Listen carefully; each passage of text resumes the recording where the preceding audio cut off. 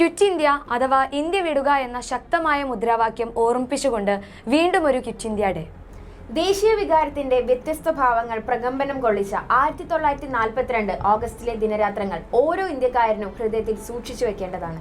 ഒന്നാം സ്വാതന്ത്ര്യ സമരം എന്നറിയപ്പെടുന്ന 1857 വിപ്ലവത്തിന് ശേഷമുണ്ടായ വൻ ജനമുന്നേറ്റമായിരുന്നു അത്. ഇന്ത്യൻ സമര ചരിത്രത്തിലെ ത്രസിപ്പിക്കുന്ന അന്തിമ സമരകാഹളം മുഴക്കിയ ക്വിറ്റ് ഇന്ത്യ സമര ചരിത്രമാണ് നമ്മൾ ഇന്ന് നോക്കാൻ പോകുന്നത്.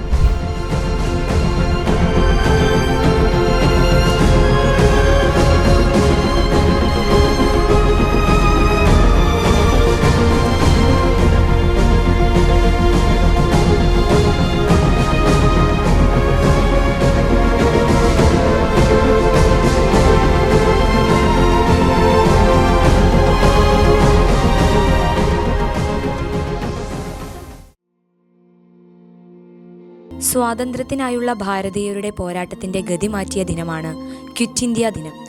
ഇന്ത്യൻ സ്വാതന്ത്ര്യത്തിനു വേണ്ടി നടന്ന അവസാനത്തെ ബഹുജന മുന്നേറ്റം എന്ന് ക്വിറ്റ് ഇന്ത്യ സമരത്തെ വിശേഷിപ്പിക്കാം.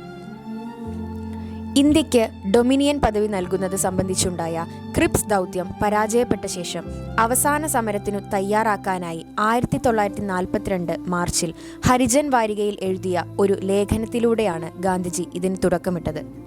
ബ്രിട്ടീഷുകാർ ഇന്ത്യ വിടുക എന്ന മുദ്രാവാക്യം മുഴക്കി ഗാന്ധിജിയുടെ നേതൃത്വത്തിലാണ് ഈ ഐതിഹാസിക സമരം നടന്നത്. സാമ്രാജ്യത്വത്തെ എത്രയും പെട്ടെന്ന് ഇന്ത്യയിൽ നിന്ന് കെട്ടുകെട്ടിക്കുക എന്ന ലക്ഷ്യത്തോടെയാണ് 1942 ഓഗസ്റ്റ് 9 പ്രക്ഷോഭത്തിന് തുടക്കമിട്ടത്.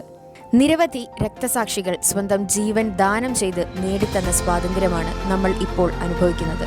ക്വിറ്റ് ഇന്ത്യ സമരത്തിലൂടെ കൈവന്ന സമരജ്വാല പിന്നീട് ഇന്ത്യയുടെ സ്വാതന്ത്ര്യത്തിലേക്ക് വഴിവെക്കുകയായിരുന്നു.